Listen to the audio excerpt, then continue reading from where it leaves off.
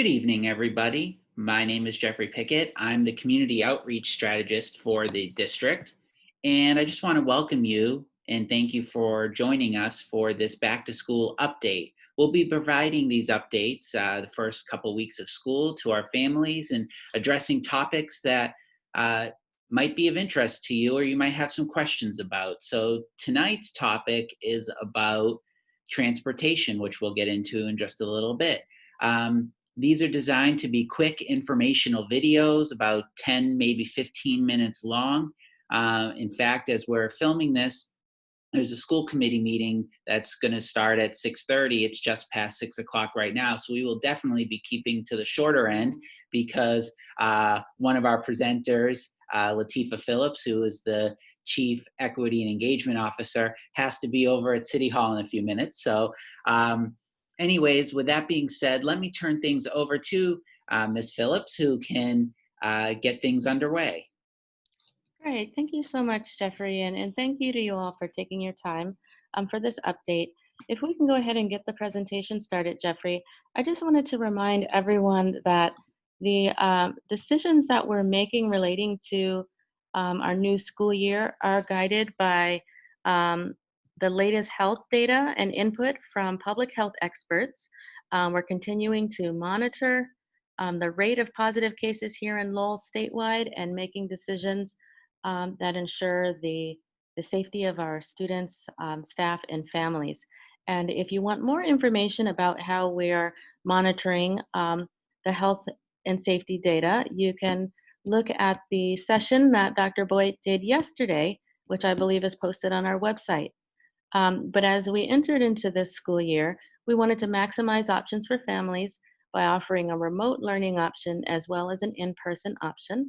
And we made a commitment to equity and ensuring that public education is a fundamental right, a civil right.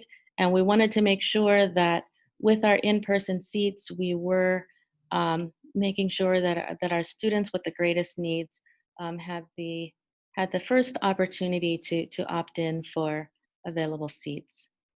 So with that shared, I want to go on to the next slide. So we have been in the process of assigning the in-person seats. Those seats were filled to capacity, I believe, September 7th, and have been filled on an ongoing basis as seats have become available. And following the school assignment lottery, we now transition to the assignment of transportation seats. So we have John Dakota here to take us through the process steps of how transportation seats have been assigned for this school year.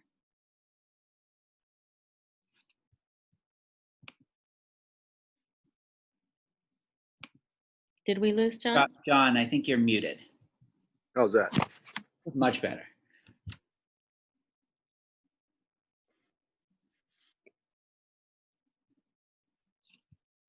All right.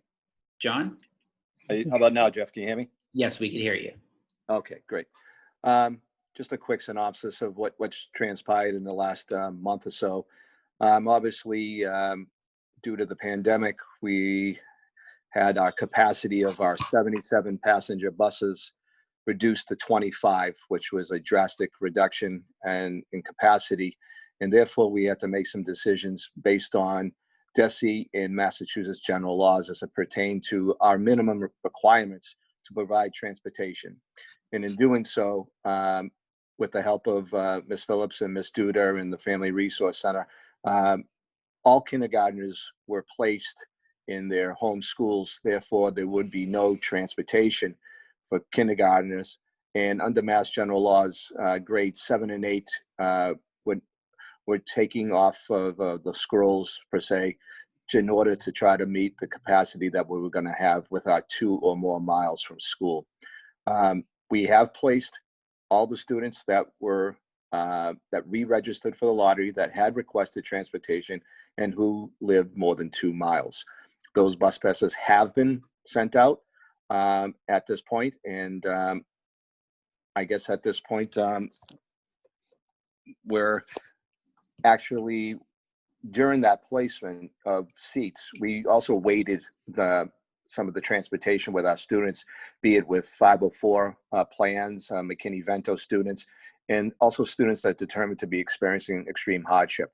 Those students were brought to the forefront, and we made sure that they got transportation as well. And Go John, ahead. can I pause you right there, because I want to make sure that families know that for in-person seat requests for reconsideration, there is a form on the website that can be submitted, and we are reviewing those requests. And we are also going to be adding a section for transportation hardship that you can also fill out.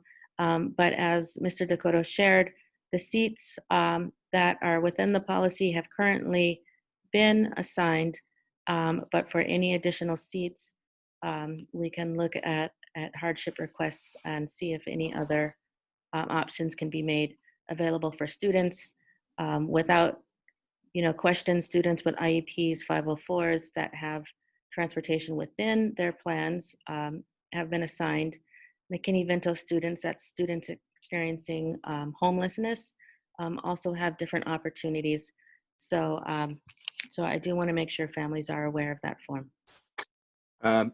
As well, Latifah, I mean, if there are some families that did not, or they feel that their child may be 2 miles and they didn't get it, please give us a call.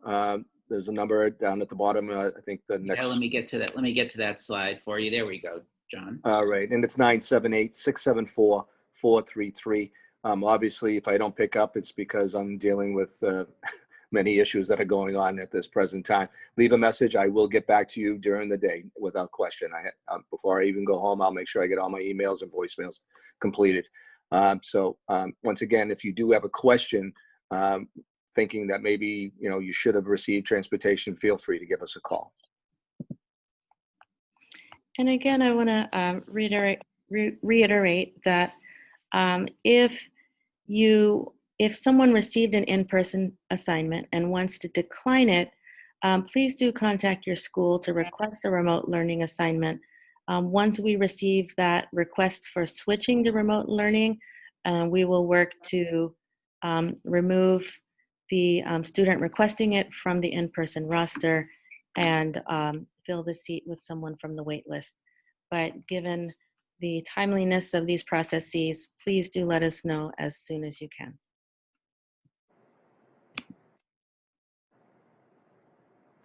Right, so do either John or Latifah have anything else to add? I'm all set. Oh, go ahead, John. No, I think we summed it up fairly well. I mean, obviously, just to reiterate, if you do have questions, please give us a call. When you're talking, could be 1/10 of a mile that your student, your child didn't get a bus pass, and obviously I'll put it into my GPS and just kind of explain to you the situation. But like I said, 978-674-4333, and I think that's it from my end. Latifah, Jeff.